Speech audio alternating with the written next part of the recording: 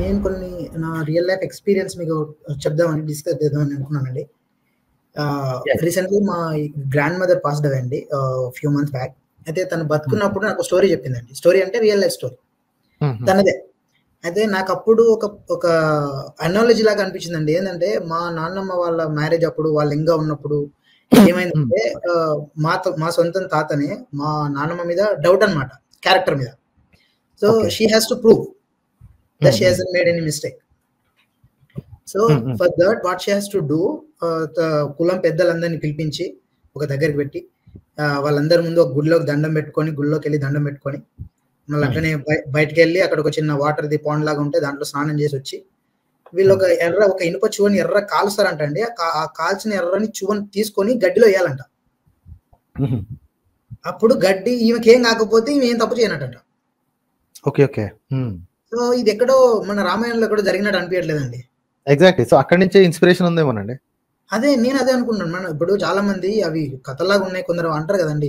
కానీ real life లో ఈ పురాణాల నుంచి వచ్చిన స్టోరీలు చాలా ఇంపాక్ట్ చేస్తాయండి. ఎస్పెషల్లీ అన్ఎడ్యుకేటెడ్ వాళ్ళని, ఇల్లిటరేట్ వాళ్ళని. చాలా ఇంపాక్ట్. అప్పుడు ఒకవేళ అదే ఇప్పుడు జరిగిందంటే ఆ ఇంపాక్ట్ ఎలా ఉంటుందో ఒకసారి ఆలోచించండి. మనం ఎవరైనా సరే.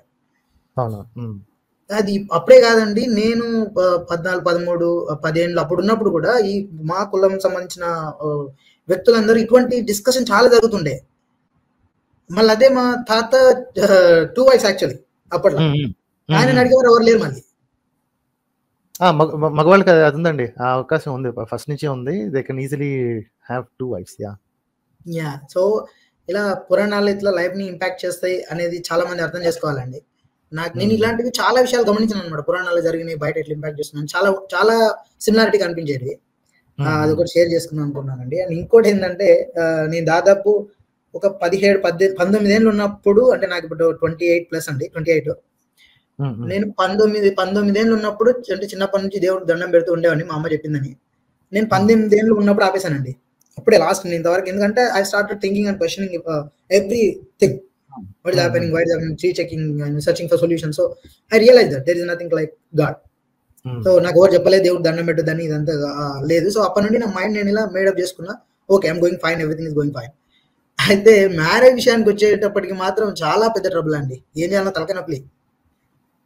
దట్ హ్యాపెన్స్ అండి. పెళ్లి దగ్గరే వస్తుంది అందరికి. ఎందుకంటే దట్ ఇస్ అన్ ఎగ్జిబిషనిజం కదా. ఇప్పుడు మీ పెళ్లి అంటే ఇట్స్ నాట్ అంటే మన సొంత విషయం అయితే కాదు. ఎందుకంటే అది ఫ్యామిలీస్ తో ముడిపడింది కాబట్టి 10 మందికి చూపించుకోవాలి కదా. మీరు వెళ్ళి సింపుల్ గా చేసుకునే పని అయితే మీరు ఎలాగైనా చేసుకోవచ్చు. కాకపోతే మేము ఇంతమందిని చేస్తున్నాం, ఇలా చేస్తున్నాం అని చూపించుకోవాలి కాబట్టి, అనౌన్స్మెంట్ కాబట్టి, అప్పుడు నేను నాకు ఇది నచ్చదు అంటే కుదరదు. ప్రాబ్లం ఉందండి. మా పేరెంట్స్ వాళ్ళని కన్విన్స్ చేయడానికి ట్రై చేసిన. అంటే అమ్మాయికి ఓకే, బట్ పేరెంట్స్ లో మా అమ్మ వేరే వాళ్ళందరికీ నేను చెప్పిన logic okay. But logic okay అయినప్పుడు కూడా మ్యారేజ్ అట్లనే చేసుకోవాలి, హిందూ సాంప్రదాయమే, తాళి కట్టాలి, లేదంటే ఏదైనా సరే అన్ని. ఇంకోటి మనీ గురించి కూడా ఆలోచించట్లేరండి. నేనేది మనీ, మ్యారేజ్ కోసం మేము మనీ సేవ్ చేసుకోలేదు. సో ఎట్లా ఉండాలో అరే సింపుల్ గా అయిపోతుంది అనుకుంటే, లేదు నువ్వు అన్ని చేయాలి, నీ వల్ల కాకుండా సరే అప్పులు చేసిన తర్వాత పెళ్లి చేసుకోవాలంటండి. నా ఫైనాన్షియల్ బర్డెన్ వాళ్ళకి అక్కర్లేదు. నా మ్యారేజ్ అయిపోయిన తర్వాత ఎవరు వచ్చి నా బాధలు షేర్ చేసుకోరు. Actually financial burdens anyway. Exactly. అవును, అదే ఉంటుంది. తర్వాత అందరూ వచ్చేసేసి కామెంట్స్ పాస్ చేసి తినేసి వెళ్ళిపోయేవాళ్ళు తప్ప తర్వాత వచ్చే కష్టాలను ఎవరు పట్టించుకోరు. అసలు ఎవరు పట్టించుకోరు, ఎవరికి అవసరం కూడా లేదు. అటువంటి వాళ్ళు చూడడానికి మనం లక్షలు ఎంత అయితే అంత ఖర్చు పెట్టి చేయాలి. అది మా పేరెంట్స్ అయితే నేను క్వశ్చన్ చేసి నువ్వెందుకు అడుగుతున్నా, ఎవరు అడగట్లేదు కదా అంటారు. ఇదో మొత్తానికి ఏదైతుందో త్వరలోనే ఏదో అవుతుంది ఇంకా మొత్తానికి. ఈ తరం అంతేనండి. దానికి లైక్ ఐ టోల్డ్ యు, అంటే ఇంతకు ముందు కొంతమందికి చెప్పినట్టు ఈ తరం అంతే, మనం ఏం చేయలేం. ఎందుకంటే మీ పిల్లలు వచ్చేసరికి మీరు ఆల్రెడీ చెప్పారు కదా, యువర్ స్పౌస్ ఇస్ యాక్సెప్టబుల్ అని. సో మీ న్యూట్రల్ భావజాలానికి ఆమె యాక్సెప్టబుల్ అయితే, ఆమె నిజంగా భక్తురాలు కూడా అయి ఉండొచ్చు. But as far as is concern, maybe మీతో పాటు కొన్నాళ్ళు జర్నీ చేసిన తర్వాత she will also become neutral, agnostic or at least an atheist, right? One of those two. ఆ తర్వాత మీ పిల్లలు ఉన్నారనుకోండి, you will not force them Hindu సాంప్రదాయంలో చేసుకోవాలి, మీరు ఫోర్స్ చేయరు. ఎగ్జాక్ట్లీ. మీ పేరెంట్స్ కి మీ మీద హక్కు ఉంటుందేమో కానీ, హక్కు అంటే ఏముంది, ఇదేంటి మమకారంతో కూడిన హక్కు అనుకోండి దాన్ని. కానీ మీ పిల్లల మీద హక్కులు ఉండవు కదా. సో మీరు మిమ్మల్ని వాళ్ళు ఫోర్స్ చేయలేరు. అప్పుడు కూడా బ్లాక్మెయిల్ చేసి చేయొచ్చు కానీ ఫోర్స్ చేయలేరు. అవునండి. సో నెక్స్ట్ జనరేషన్ కి వచ్చేసరికి you will not spend money like this అనమాట. మీకు వీళ్ళ ఉద్దేశం ఏంటంటే, ఈ హిందూస్ కానీ మిగతా మతస్థులు కానీ, వెడ్డింగ్స్ అనేవి రిలీజియస్ సెరమనీస్ అనుకుంటారండి. It's not. It's just an Yes. Acceptance of the society, correct. Right? ఇద్దరు two people they are celebrating their union అంతే. దానికి Yes. వీళ్ళు రిలీజన్ యాడ్ చేసుకున్నారు. Now if you just Hmm. Remove religion, you don't have to remove many things else. ఇప్పుడు Yes. తాళి కట్టడం అనేది it's ఆర్కేయిక్ concept అని అనిపించింది. ఓకే, ఉంగరాలు మార్చుకోండి. Hmm. ఆ ఉంగరాలు మార్చుకునేది క్రిస్టియన్ కాన్సెప్ట్ అండి. క్రిస్టియన్ కాన్సెప్ట్ ఎట్లయింది? ఎక్కడైనా ఏంటి యేసు వాళ్ళ అమ్మ నాన్న క్రిస్టియానిటీ ఉన్నంతకాలం వాళ్ళు ఏమైనా ఉంగరాలు మార్చుకున్నారు? లేదు కదా. వాళ్ళు కూడా తర్వాత ఏదో ఒక విధమైన రిచువల్ లాగా చేద్దామని పెట్టుకున్నారు. మనోడికి Yes. ఇంకో రోగం ఏంటంటే, అయితే హిందూ సాంప్రదాయం కాకపోతే నువ్వు చీరలు ఎందుకు కట్టుకున్నావు అమ్మాయి, పూలు ఎందుకు పెట్టుకున్నావు అమ్మాయి? అది అసలు హిందూకి దానికి ఏంటంటే సంప్రదాయానికి దానికి సంబంధం ఏంటండి అసలు? అదేనండి. పూలు వీళ్ళకి రిలీజియన్ థింగ్స్ కి ఒక మానవ ఎవల్యూషన్ సంబంధించి వస్తున్న డెవలప్మెంట్స్ కి డిఫరెన్స్ తెలియట్లేదండి.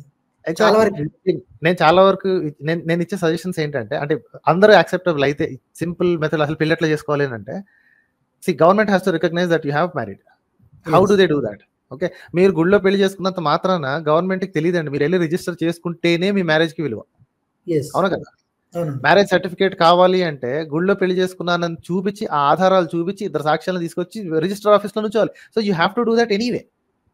కరెక్ట్. సో ఆ ముందుదంతా ప్రహసనం, అదంతా కథ అని చెప్పేసి కోర్టుకు ఆల్రెడీ తెలిసిపోయింది.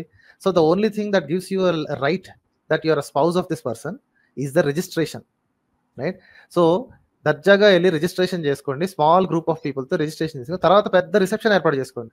ఎగ్జాక్ట్లీ అండి. నేను ఇదే చెప్తూ ఉన్నా. సింపుల్ రిజిస్టర్ మ్యారేజ్ చేసుకుందాం, తర్వాత డిన్నర్ పెడదాం, మీరు మీ వాళ్ళందరినీ పిలుస్తా అంటున్నారు కదా, అదే చేద్దామంటే లేదు, తాళి కట్టకుండా ఎట్లయితే దాన్ని పెళ్ళి అంటారా, లేచిపోయిన వచ్చి చేసుకుంటారు కింద మన కామెంట్ ఎవరో చెప్తున్నట్టు అదే చెప్తున్నారండి అక్కడ. అది ఈ తరం తప్పదండి. ఈ ముతక తరం ఏదైతే ఉందో ఈ తరం అంతే. అది మీ పేరెంట్స్ కావచ్చు, నా పేరెంట్స్ కావచ్చు, అందరి పేరెంట్స్ కావచ్చు. They have that. Progressive parents ఉంటే ఉండొచ్చు కాక, but most of them are like this. So we can't blame them, let them have it that way. నేను అందుకే చాలా మందికి ఇచ్చిన సజెషన్ ఏంటంటే, 3 గంటలు మనకి కావనుకుని భరించి వదిలేయటమే. దెన్ ఇప్పుడు మీరు మేక్ ఇట్ ఎ డీల్ అనమాట. నేను మీ వాదనకు ఒప్పుకుని నేను తాళి కట్టడానికి లేకపోతే ఆ 7 అడుగులు నడవడానికి, తన చుట్టూ తిరగడానికి అన్నిటికీ ఒప్పుకుంటున్నాను కాబట్టి now you have to accept some of my deals. Satyanarayana వ్రతం అని చెప్పి, ఆ వ్రతం అని చెప్పి, ఈ వ్రతం అని చెప్పి, 100ల కొద్ది, 1000 కొద్ది, లక్షల కొద్ది డబ్బులు తగలేసి చేసి వాళ్ళకి వీళ్ళకి ఫుడ్ పెట్టి సన్నాసిగాళ్ళందరికీ మేపుతానంటే నేను ఒప్పుకోను. నేను మీ పరువు తీయకుండా అక్కడ కాపాడాను, మీరు నా పరువు తీయకుండా, నా మనోభావాలు దెబ్బతీయకుండా మీరు కాపాడాలి. This is a deal. So ఇలాంటి డీల్స్ మనకు కుదిరిన విషయాల్లో పెట్టుకోవడం బెటర్ అండి. ఎందుకంటే ఒకసారి బ్లాక్మెయిల్కి మీరు లొంగారనుకోండి, it will happen again. It doesn't matter, అది పెద్ద చిన్న ఏం లేదు. Everybody has this thing and if you allow once it can happen again. So మీరు ఒకసారి తలదించుకుని సర్లే మీరు చెప్పినట్టు ఏంటనిలే అన్నారు అనుకోండి, రేపు పొద్దున మళ్ళీ ఎగ్జాక్ట్లీ అదే బ్లాక్మెయిల్ మెథడ్ వాడతారు. వ్రతం చేయాలి, సంవత్సరం తిరగగానే మాకు సో అండ్ సో అది కావాలి, మాకు ఇది కావాలి, లేదనుకోండి మళ్ళీ అదే same to same blackmail method వాడతారు. So this has to be a deal. నేను మీ మాట తలంచాను కదా, మీ మీద ప్రేమ ఉంది, మీ మీద గౌరవం ఉంది అని బ్లాక్మెయిల్ చేసి నన్ను పెళ్లికి ఒప్పించారు కదా. Now I have some demands of my own.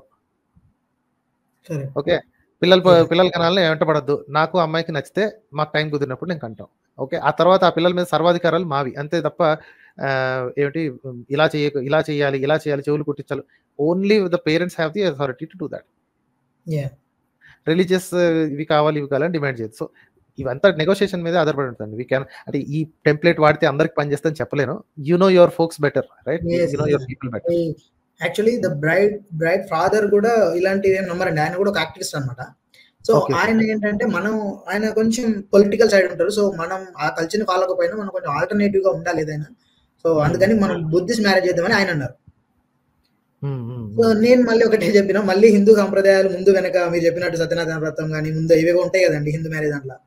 So అవి కలిపి మళ్ళీ మీరు అమల్గమేట్ చేసేయకండి, చేస్తే ఏదో ఒకదాన్ని నమ్మకం ఉంచండి అని చెప్పాను ఆయనకి. సరే అన్నారు. అది కూడా పెద్ద ఏం ఉండదు బాబు, సింపుల్ గా అయిపోతుంది అని రిక్వెస్ట్ చేస్తే ఏదో ఓకే అని అన్నా. ఇంకా మా పేరెంట్స్ ని ఆయననే ఒప్పిస్తాను అన్నారు. Right. It's all based on agreements అండి. ఇంకొకటి చెప్పింది మళ్ళీ చెప్తున్నాను, మన యాక్టివిజం ఒక దండం పెట్టుకోవడం వల్ల ఇరిగిపోదండి. And that to you're doing it under protest కదా. మీకు నచ్చి మీరు నమ్మి వెళ్ళి చేయట్లేదు. పెద్దోళ్ళు హర్ట్ అవుతున్నారు, వాళ్ళ పరువు అందరి ముందు పోకూడదు అని చెప్పేసి గణపతి పూజ చేయండి అంటాడు. అక్కడ కూర్చున్నాక చేపిస్తారు కదా మీ చేత. అవునండి. ఓకే, సో వాళ్ళ కోసం చేస్తున్నారు. You're doing it under protest. దానివల్ల ఇదేంటి మీ నాస్తికత్వానికి అక్కడ ఏమి నష్టం జరగదు, అదేం మతం కాదు కాబట్టి you know exactly what you're doing. Simple అండి. ఇప్పుడు బొట్టు పెట్టుకున్నంత మాత్రాన మనకి అందులో దేవుడు ఉండని నమ్మడం కదండి. బొట్టు అంటే జస్ట్ ఒక పౌడర్ లాంటిది అంతే. దానికి ఎందుకు మనం దైవాన్ని ఆపాదించాలి? అండ్ దానికి సంబంధమే లేదు. అవతల హట్ చేయకుండా, వాడి ఫీలింగ్ హట్ అవ్వకుండా వాడు పెట్టి వెళ్తున్నారు, పెట్టేసి వెళ్ళిపో అంతే. అంతే. సో అంతవరకే తీసుకోవాలి తప్ప చాలా మంది ఆ! రెచ్చిపోతారులేండి. ఏదంటే నువ్వు నాస్తికుడు అన్నావు, అదెందుకు అవునండి. చేసావు, ఇదెందుకు చేసావు? బాబు నాస్తికులం కాబట్టే, మాకు మానవ సంబంధాల మీద విలువలు ఉన్నాయి కాబట్టే, మాకు వాళ్ళని కాపాడుకోవాలి కాబట్టే, మా పెద్దోళ్ళు పరువు తీయకుండా అందరి ముందు నాకు ఇది ఇష్టం లేదని చెప్పి పరువు తీయకుండా ఇది ఒప్పుకుంటున్నాను. యాహ్! రైట్. నాకేం నమ్మకాలుండి కాదు ఇది. This is not about beliefs. This is only because I respect my parents enough. రేపొద్దున వాళ్ళు నన్ను నా కోరికలు తీరుస్తారా లేదా నా ఇష్టాలను వాళ్ళు గౌరవిస్తారా లేదా వాళ్ళ ఇంటెలిజెన్స్‌కి వాళ్ళ పెద్దరికానికి నేను వదిలేస్తాను. రైట్. రైట్. అదండి. యాహ్! రైట్ సార్ అయితే. థాంక్స్ అలాట్ అండి. Thanks a lot for sharing. ఇంకొక విషయం అండి. If you have yeah! Time. So yeah! ఇందాక హోలీ గురించి చెప్పారు కదండీ. నేను రీసెంట్‌గానే మా విలేజ్‌కెళ్ళి వచ్చిన. ఒక స్మాల్ విలేజ్ మాది. అంటే నేను ఇప్పుడు బాంబేలో ఉంటాను. వర్క్ చేశాను ఇక్కడ. బట్ నాది small village in Telangana. So అక్కడ రీసెంట్‌గా హోలీ అయింది కదండీ. సో ఇక్కడ హోలీ బయట ఊరోళ్ళందరితోని ఆడేటప్పుడు ఒక పర్టిక్యులర్ కాస్ట్ కమ్యూనిటీ వాళ్ళు మాత్రమే ఎక్కువ ఇన్వాల్వ్ అయితే ఆడుతున్నారండి. వాళ్ళు ఆల్మోస్ట్ లోవర్ కాస్ట్ వాళ్ళు అన్నమాట. ఏదో డిమాండింగ్ లాగా వీళ్ళే ఫన్ ఎంజాయ్ చేసే వాళ్ళలాగా మిగిలిన కాస్ట్ వాళ్ళందరూ దానికి పోయి ఆడటం జరుగుతుంది. అది కూడా ఎట్లాగంటే ఒక రిలేషన్‌షిప్ ఇప్పుడు జనరల్‌గా ఎవరు ఆడతారండి ఊర్లలో బావలు, బామర్దులు, బావమరదలు వీళ్ళ రిలేషన్స్‌లో ఉన్న వాళ్ళు ఎక్కువ ఆడతారన్నమాట. సీనియర్ కొంచెం ఏజ్ ఎక్కువ ఉన్న వాళ్ళు. సో అక్కడి నుండి రిలేషన్‌షిప్ ఎక్కడ బిల్డ్ అవుతుంది ఏందనేది మేము మా ఫ్రెండ్స్ కొన్ని ఇయర్స్‌గా ఏం జరుగుతుంది బిహైండ్ అనేది అబ్జర్వ్ చేస్తున్నాం అన్నమాట. అంటే లైక్ మైండెడ్ పీపుల్ ఉన్నారు మా విలేజ్‌లో నాతో పాటు చదువుకున్న మా ఫ్రెండ్స్. సో దాని వల్ల ఒక హోలీ అనేది ఆడటం వల్ల రిలేషన్‌షిప్ ఎట్లా బిల్డ్ అవుతున్నాయి. ఇది అనేది చాలా దారుణమైన విషయాలు ఉన్నాయండి. మాకు తెలిసిన అయితే చెప్పలేనివంటి విషయాలు. అంటే ఒక హోలీ అంటే ఎంజాయబుల్ అని అందరికి ఉండొచ్చు. బట్ దాని వెనుక జరిగే కొన్ని దారుణాలు కూడా ఉంటాయి. అంటే హిందూ ఫెస్టివల్స్ లో కాస్టిజం అనేది ఇంక్లూడెడ్ అండి. అని ఎట్లా ఉందండి? మోస్ట్ అంటే మళ్ళీ నేను హిందూ ఫెస్టివల్స్ మీద పడి ఏడుస్తున్నాను అనుకుంటారా? I really don't care what they do. Okay. Non religious festivals చాలానే ఉన్నాయి. నేను ఈ రిలీజియస్ ఫెస్టివల్స్ మాత్రం I have no interest in them. అది ఏ రిలీజియన్ ఫెస్టివల్ అయినా సరే. నాన్ రిలీజియస్ ఫెస్టివల్స్ చాలానే ఉన్నాయి. ఇప్పుడు ఈక్వినాక్స్ అనేది ఒకటి ఉంది. ఈ సాల్స్టిస్ అనేది ఒకటి ఉంది. Winter solstice. దాన్ని వీళ్ళు క్రిస్టియానిటీ వాళ్ళు తీసుకొని వాళ్ళకి కావాల్సినట్టుగా పెట్టేసుకున్నారు. వింటర్ సాల్స్టిస్‌ని తీసుకెళ్ళి క్రిస్మస్‌కి దగ్గరలో పెట్టుకున్నారు. రైట్. మనకి సంక్రాంతి ఉంది. It has non religious festival. అది ఓన్లీ ఇప్పుడు కేరళలో ఓనం ఉంది. రైట్.